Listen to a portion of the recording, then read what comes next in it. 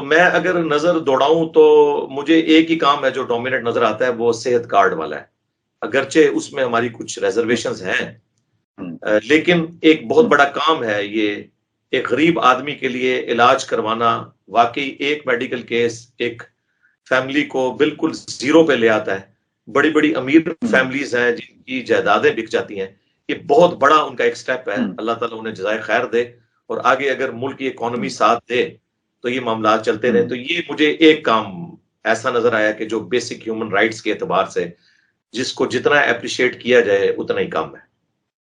جی بالکل صحیح ہے. اچھا، یہ بڑی اچھی بات آپ نے کہی کہ ایک کام تو آپ کو، چونکہ آپ نیوٹرل آدمی ہیں تو آپ تو یہ آپ کو جو نظر آیا آپ نے کہہ دیا. نیوٹرل مجھے آپ عمران خان صاحب والا نیوٹرل تو نہیں کہہ رہے، یا انگلش والا نیوٹرل کہہ رہے ہیں؟ نہیں، میں انگلش والا جو غیر جانبدار بھی تھوڑا سا بول دوں اگر آپ کی اجازت ہو. جی جی پلیز، جی جی بولیے. عمران خان صاحب کی بات جو ہے نا کہ نیوٹرل کوئی چیز نہیں ہے، یہ میں اس کے ساتھ ایگری کرتا ہوں، لیکن اس کی انٹرپریٹیشن جو وہ کرتے ہیں نا، ایک دن پہلے کچھ اور ایک دن کے بعد کچھ اور، وہ غلط کرتے ہیں. نیوٹرل والی جو ان کی ٹرمنالوجی ہے وہ بالکل درست ہے کہ دنیا میں انسان کو نیوٹرل نہیں ہونا چاہیے، ہمیشہ سچائی کے ساتھ، حق کے ساتھ کھڑا ہونا چاہیے. دیکھیں ہالی ووڈ کی فلم کے اینڈ کے اوپر بھی نا سچ کی جیت دکھائی جاتی ہے. یہ انسان کی انسٹنکٹ کے اندر ہے، اخلاقی رویے. انبیاء کرام علیہ السلام کی تعلیمات انسان تک نہ بھی پہنچی ہوں تب بھی ہر انسان کو اپنی ہیومن انسٹنکٹ کی وجہ سے پتا ہے کہ سچ بولنا اچھا ہے، جھوٹ بولنا برا ہے، کسی کو دھوکہ دینا برا ہے، کسی کے ساتھ خیر خواہی کرنا اچھا ہے.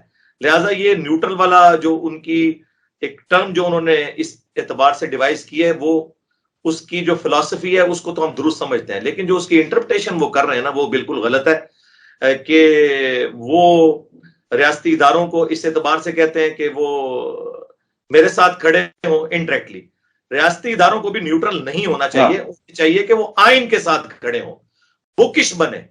چاہے پرائم منسٹر عمران خان صاحب ہوں تب بھی وہ آئین کے ساتھ کھڑے ہوں، چاہے پرائم منسٹر شہباز شریف صاحب ہوں تب بھی وہ آئین کے ساتھ کھڑے ہوں. انہیں نیوٹرل نہیں ہونا چاہیے. اور میں جو D G I S P R نے یہ بیان دیا تھا کہ ہم بالکل نیوٹرل ہیں، تو اس کی وضاحت کرنی چاہیے تھی کہ وہ نیوٹرل سے مراد یہ لے رہے تھے کہ ہم کسی پارٹی کا حصہ نہیں بنیں گے، لیکن جو بھی حکومت ہو جب وہ انہیں آرڈر دے تو وہ آئین کے تحت اس کے پابند ہیں. اس وقت نیوٹرل ہونا جو ہے وہ ایک سمجھ لیں اسلام میں اسے بغاوت شمار کیا جاتا ہے، اور پاکستان کے آئین میں آرٹیکل 6 لگتا ہے اس بات کے اوپر کہ کوئی احکامات کو اپنے پرائم منسٹر کو ریفیوز کر. بالکل سیدھی سی بات ہے، خود ریزائن کر کے چلا جائے اگر اس نے پرائم منسٹر کی بات نہیں ماننی. اچھا علی بھائی، میں دوسری جو ایک اس وقت جو سوال پوچھنے والا بنتا ہے کہ کل عمران خان صاحب نے پشاور میں ایک پریس کانفرنس کے دوران، بلکہ انہوں نے پریس کانفرنس بھی تھی اور خطاب بھی تھا، اور اس میں انہوں نے کہا کہ میں جہاد ڈکلیئر کر رہا ہوں. تو کیا کوئی پولیٹیکل فگر، کوئی پولیٹیکل پارٹی کا سربراہ اپنے طور پر جہاد ڈکلیئر کر سکتا ہے اپنے ہی ملک میں، اپنے ہی لوگوں کے بارے میں، یا اپنے کسی سیاسی مخالف کے خلاف یا حکومت کے خلاف؟ دیکھیں جی، جہاد کی جو ٹرم اگر قتال کے معنوں میں وہ لے رہے ہیں، یعنی آرمڈ کنفلکٹ، وہ تو بالکل اسلام میں اس طریقے سے کوئی الاؤ نہیں ہے کہ کوئی شخص جتھا بنا کے تو چڑھ دوڑے. اس میں تو پھر ریٹ آف دی گورنمنٹ تو قائم کی جائے گی. البتہ اگر کوئی جہاد سے مراد صرف پولیٹیکل سٹرگل لے رہا ہے، کوشش، تو وہ ان کا رائٹ ہے. آئین کے تحت بھی، قرآن و سنت کے تحت بھی ان کا رائٹ ہے کہ وہ اپنی سٹرگل جاری رکھ سکتے ہیں. لیکن آرمڈ کنفلکٹ ہوگا تو پھر تو سورۃ الحجرات میں واضح ہے کہ اگر کوئی مسلمانوں کا گروہ باغی ہو جائے تو اس کے خلاف قتال کرو یہاں تک کہ وہ اطاعت پر آمادہ ہو، جس کے تحت ہم نے ضرب عصب اور رد الفساد یہ 2 آپریشنز لانچ کیے تھے. عمران خان صاحب جب خود پرائم منسٹر تھے انہی دنوں ایک مذہبی جماعت کے دھرنے بھی چل رہے تھے. اس وقت عمران خان صاحب نے جو قوم سے خطاب کیا تھا وہ خطاب کو دوبارہ سن لیں، اور شہباز شریف کو تو نیا خطاب کرنے کی ضرورت ہی نہیں ہے، وہ انہی کا خطاب ان کو سنا دیں تو انہیں پتہ چل جائے گا کہ اس وقت انہوں نے کس طریقے سے اس معاملے کو ٹیکل کیا تھا. آرمڈ کنفلکٹ نہیں ہونا چاہیے. لیکن فیض آباد دھرنے کے اوپر جو قاضی فائز عیسیٰ کا ڈیسیژن آیا تھا، ایک ریمارکیبل ہے پاکستانی ہسٹری میں وہ ڈیسیژن، اس کے اوپر عمل کیا جائے، کنٹرول انوائرمنٹ ان کو دی جائے اور وہاں پہ اپنا پروٹیسٹ ریکارڈ کروائیں. بالکل صحیح ہے. اچھا اب اس میں جو ایک فکری جو بات یا آپ کہہ لیں کہ ایک علمی جو ہے لوگوں کے خلفشار ہے ذہن میں، عموماً جو علماء اکرام ہیں ان سے ہم نے یہ سنا ہے کہ جی کہ اللہ رسول کی اطاعت اور پھر جو تمہارے حکمران ہیں ان کی اطاعت تمہارے اوپر فرض ہے. اگر یہ فرض ہے اور اگر کوئی اس فرض کو پورا نہیں کرتا تو وہ سڑکوں پہ نکل آتا ہے، تو کیا اس کو فساد فی الارض کہیں گے؟ ایک بات. اور دوسری بات کہ جو یعنی کہ میں یہ سادہ الفاظ میں اگر کہوں تو پھر اس طرح تو کوئی بھی حکمران جو ہوگا اس کو تو ایک لمبی چھٹی نہیں مل جائے گی کہ جو دل کرے وہ کرے. ہاں جی دیکھیں، فساد فی الارض تو اس صورت میں جب کوئی شخص مارنے مرنے پر تیار ہو جائے تو ظاہر ہے اس وقت تو فساد فی الارض ہوگا. اس وقت تو اسٹیٹ کا کام ہے کہ جو بھی سٹنگ پرائم منسٹر ہے اس کے ہاتھ مضبوط کیے جائیں تاکہ اس ایشو کو ریزالو کیا جائے، ورنہ تو یہ بنانا ریپبلک بن کے رہ جائے گی. جس کا جو دل آئے گا وہ کرے گا. اور پولیٹیکل جماعتوں کے پاس تو وہ اسٹرینتھ ہی نہیں ہے جو جہاں پر مذہبی جماعتوں کے پاس ہے. خدا نخواستہ اگر مولانا فضل الرحمان صاحب اپنے کمیٹڈ لوگ لے کر آ جائیں تو مجھے بتائیں یہ ساری سیاسی پارٹیاں مل کے بھی اتنے بندے نہیں اکٹھی کر سکتی جتنے وہ اکیلا وہ کر سکتے ہیں. لیکن اس طرح تو معاملہ نہیں ہونا چاہیے کہ آپ کوئی پارلیمنٹ کو جا کر اس کا گھیراؤ کر لیں یا پی ٹی وی کے اوپر حملہ کر دیں یا سپریم کورٹ میں ججز کو نکال دیں اور اس بلڈنگ کے اوپر قبضہ کر لیں. یہ اگلے زمانوں میں ہوتا تھا کہ آپ کسی بادشاہ کو قتل کر کے اس کے تخت پہ بیٹھ جاتے تھے اور آپ نیکسٹ بادشاہ ہوتے تھے. اب چونکہ ملک بن چکے ہیں، وہاں پہ ادارے ہیں، اب پرائم منسٹر اگر ختم بھی ہو جائے تو اسی پارٹی سے نیا پرائم منسٹر آ جائے گا. اب اس طرح کوئی بھی جتھوں کے ذریعے حکومت کے اوپر قبضہ نہیں کر سکتا. تو فساد فی الارض ظاہر کہ گورنمنٹ جہاد کے مقابلے پہ گورنمنٹ نے بھی تو دیکھیں مذہبی ٹرم جو ہے وہ ڈیوائز کی ہے، یوز کر رہے ہیں وہ فساد فی الارض ان کے اوپر.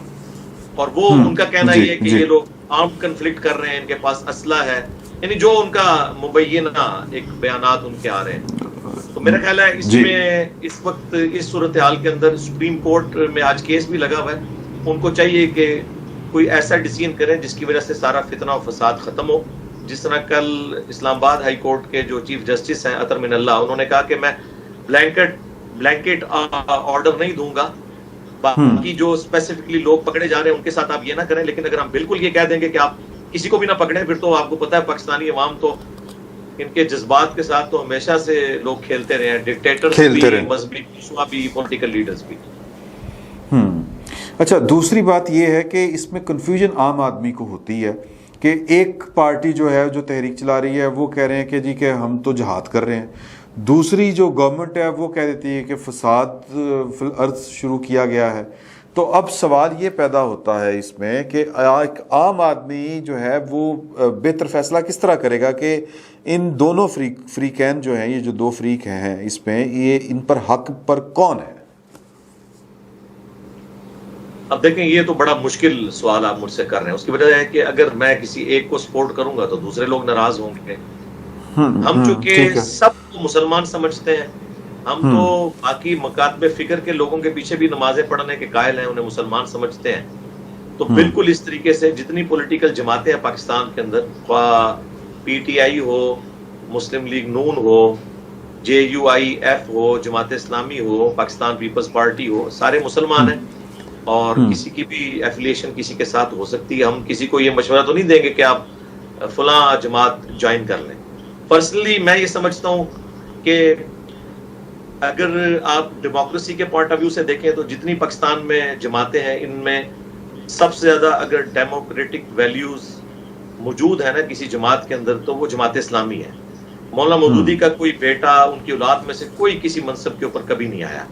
وہاں پہ پراپرلی اس چیز کو فالو کیا جاتا ہے. باقی ان کی جو کمزوریاں ہیں کہ وہ کافی سال تک اسٹیبلشمنٹ کی بی ٹیم بنے رہے اور حکومتیں گرانے میں مس یوز ہوتے رہے، لیکن وقت کے ساتھ انہوں نے لرن کیا اور اب آلموسٹ انہوں نے تحویل قبلہ اپنا اس اعتبار سے کر لیا ہے.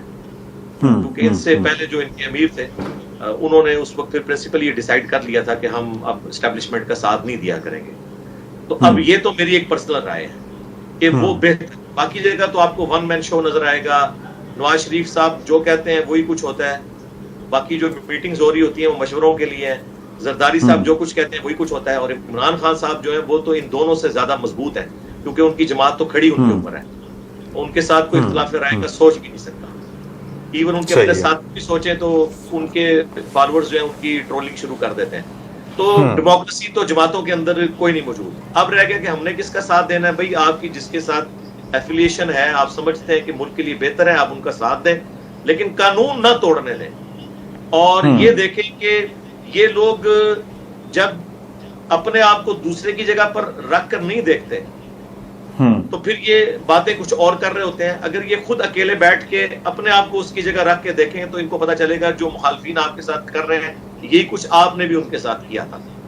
تو اس وقت ایک دوسرے کو تو ویسے بڑے اخلاقیات کے بھاشن دیے جا رہے ہوتے ہیں, لیکن اس کے باوجود میں یہ کہوں گا کہ گورنمنٹ کو کوئی بھی ایسی زیادہ ذمہ داری گورنمنٹ کے اوپر ہے. ان کو کوئی ایسی ایکٹیویٹی پرفارم نہیں کرنی چاہیے جس کی وجہ سے خون خرابہ ہو. ان نے ہر صورت یہ کوشش کرنی چاہیے کہ وہ عدالتوں کے ذریعے جو ہے نا اس معاملے کو آگے لے کر چلیں. ان کے کوششوں پر کھڑا ہو. صحیح.